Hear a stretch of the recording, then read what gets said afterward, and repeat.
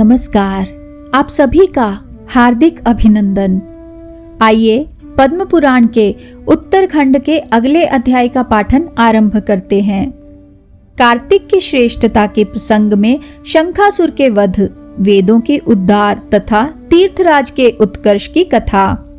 सत्यभामा ने पूछा, देव देवेश्वर, तिथियों में एकादशी और महीनों में कार्तिक मास आपको विशेष प्रिय क्यों है? इसका कारण बताइए। भगवान श्री कृष्ण बोले, सत्य, तुमने बहुत अच्छी बात पूछी है, एकाग्रचित होकर सुनो। प्रिय, पूर्व काल में राजा पृथु ने भी देवऋषि नारद से ऐसा ही प्रश्न किया था। उस समय सर्वज्ञ मुनि ने उन्हें कार्तिक मास की श्रेष्ठता का कारण बताया था।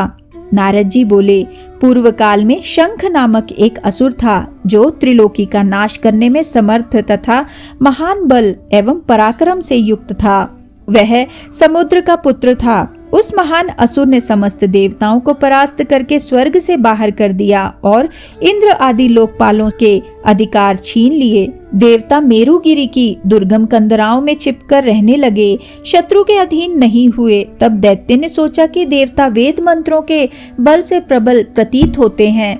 यह बात मेरी समझ में आ गई, अतः मैं वेदों का ही अपहरण करूंगा, इससे समस्त देवता निर्बल हो जाएंगे। ऐसा निश्चय करके वह वेदों को हर ले गया। इधर ब्रह्मा जी पूजा की सामग्री लेकर देवताओं के साथ वैकुंठ लोक में जा भगवान विष्णु की शरण में गए।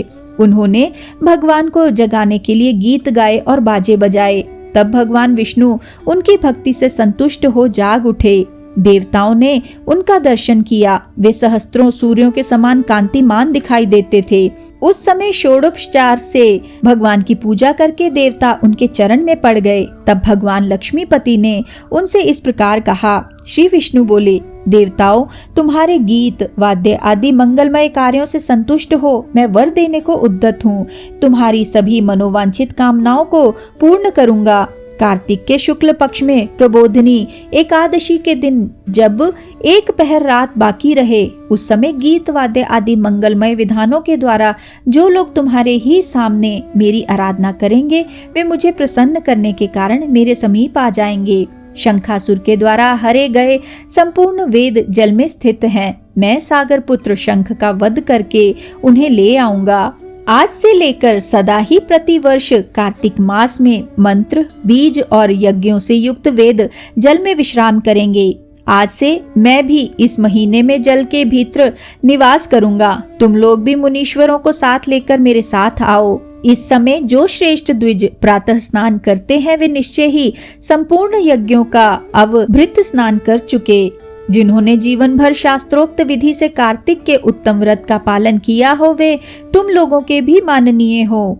तुमने एकादशी को मुझे जगाया है, इसलिए यह तिथि मेरे लिए अत्यंत प्रीतिदायिनी और माननीय होगी। कार्तिक मास और एकादशी तिथि, इन दोनों व्रतों का यदि मनुष्य अनुष्ठान करे तो ये मेरे सानिध्य की प्राप्ति कराने वाले हैं। इनके समान दूसरा कोई साधन नहीं है।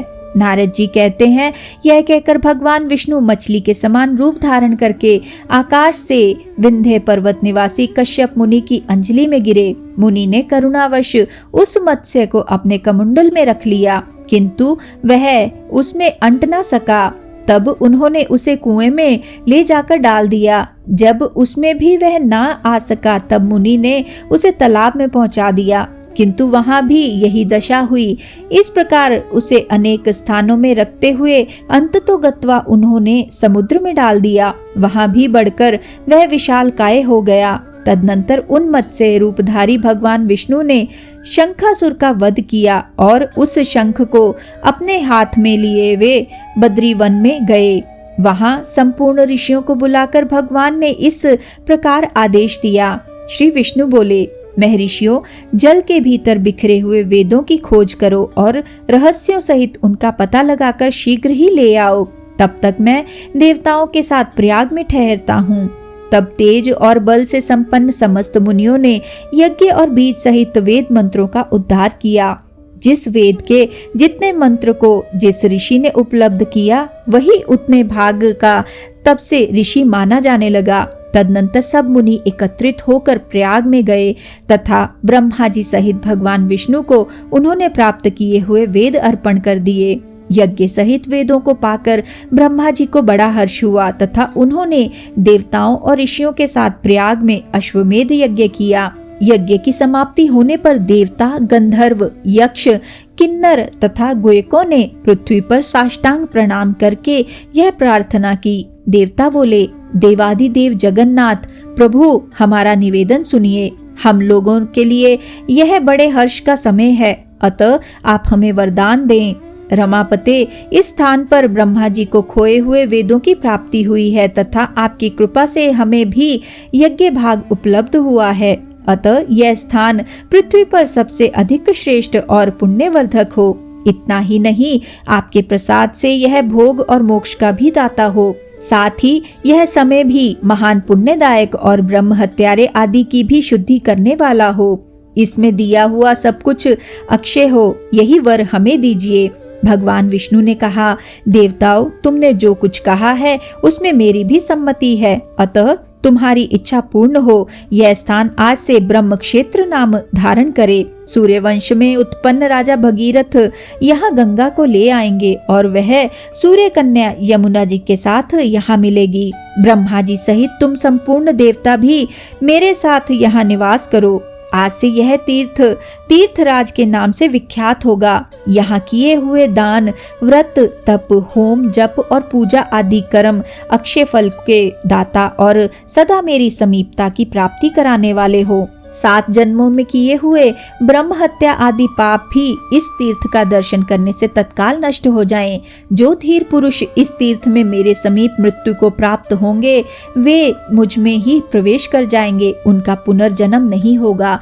जो यहाँ मेरे आगे पितरों के उद्देश्य से श्राद्ध करेंगे उनके समस्त पितर मेरे लोक में चले जाएंगे। यह काल भी मनुष्यों के लिए महान पुण्यमय तथा उत्तम फल प्रदान करने वाला होगा। सूर्य के मकर राशि पर स्थित रहते हुए जो लोग यहाँ प्रातः काल स्नान करेंगे उनके लिए यह स्थान पाप नाशक होगा। मकर राशि पर सूर्य के रहते समय माघ में प्रातः स्नान करने वाले मनुष्यों के दर्शन मात्र से सारे पाप उसी प्रकार भाग जाते हैं जैसे सूर्योदय से अंधकार। माघ में जब सूर्य मकर राशि पर स्थित हो उस समय यहाँ प्रातः स्नान करने पर मैं मनुष्यों को क्रमशः सालुक्य, सामीप्य और सारूप्य तीनों प्रकार की मुक्ति दूंगा। मुनीश्वरों, तुम सब लोग मेरी बात सुनो। यद्यपि मैं सर्वत्र व्यापक हूँ तो भी बद्रीवन में सदा विशेष रूप से निवास करता हूँ। अन्यत्र 10 वर्षों तक तपस्या करने से जिस फल की प्राप्ति होती है वही वहाँ 1 दिन की तपस्या से तुम लोग प्राप्त कर सकते हो।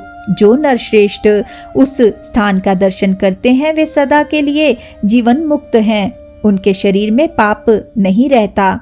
नारद जी कहते हैं, देव भगवान विष्णु देवताओं से इस प्रकार कहकर ब्रह्मा जी के साथ वहीं अंतर्धान हो गए तथा इंद्र आदि संपूर्ण देवता भी अपने अंशों से वहां रहकर स्वरूप से अंतर्धान हो गए। जो शुद्ध चित्त वाला श्रेष्ठ पुरुष इस कथा को सुनता या सुनाता है वह तीर्थराज प्रयाग और बद्रीवन की यात्रा करने का फल प्राप्त कर लेता है।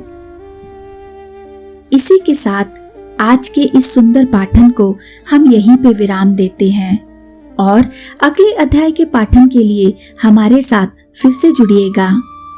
आइए विष्णु जी के इस सुंदर मंत्र से आज के पाठन का समापन करते हैं। ओम नमो भगवते वासुदेवाय। ओम नमो भगवते वासुदेवाय। ओम नमो भगवते वासुदेवाय। ओम नमो भगवते वासुदेवाय। ओम नमो भगवते वासुदेवाय। ओम नमो भगवते वासुदेवाय। ओम नमो भगवते वासुदेवाय। धन्यवाद।